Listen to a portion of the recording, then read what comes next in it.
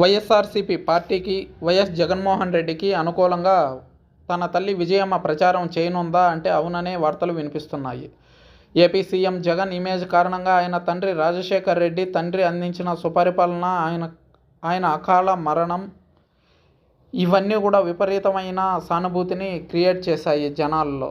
దాంతో జగన్ పార్టీ పెట్టంగానే వన్ సైడెడ్గా ఉప ఎన్నికల్లో జగన్కు ప్రజాదరణ కలిగింది. కానీ ఇటీవల మారిన రాజకీయ పరిస్థితుల నేపథ్యంలో వైఎస్ఆర్ కుటుంబం నిట్ట నిలువునా చీలిపోయింది. సోదరుడితో ఉన్న విభేదాలతో షర్మిల తన రాజకీయ భవిష్యత్తును వెతుక్కుంటూ కాంగ్రెస్ పార్టీలో చేరారు. వివేక హత్యతో ఆయన కుమార్తె సునీత సైతం జగన్ను విభేదిస్తున్నారు.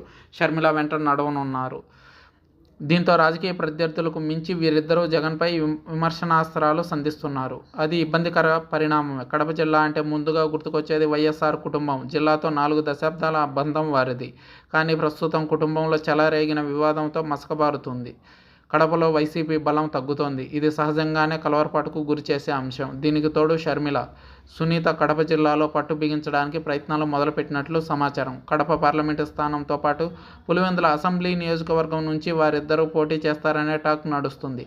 అదే జరిగితే కుటుంబ పరంగా ఇబ్బందులు జగన్మోహన్ రెడ్డి ఎదుర్కోవాల్సి వస్తుంది. 4 దశాబ్దాల ఆధిపత్యానికి చెక్ పడనుంది. ప్రత్యర్థులకు ఈ పరిస్థితులు కలిసి రానున్నాయి. రాష్ట్ర వ్యాప్తంగా రాజకీయ ప్రత్యర్థులను ఎదుర్కోవడానికి పార్టీ నేతలను సమాయత్తం చేస్తున్నారు. కానీ కడప జిల్లాలో షర్మిల, సునీతలను ఎదుర్కోవడానికి సొంత కుటుంబ సభ్యులు ఇప్పుడు ఎదురు తిరుగుతున్నారు. ఇదే కారణంతో వైఎస్ విజయమ్మను ఎలాగైనా వైసీపీలోకి రప్పించాలని ప్రయత్నాలు కొనసాగుతున్నాయి. అయితే వైఎస్ విజయమ్మ 2 సంవత్సరాల క్రితమే వైఎస్ఆర్సీపీ పార్టీ అధ్యక్ష పదవికి రాజీనామా చేసిన విషయం తెలిసిందే.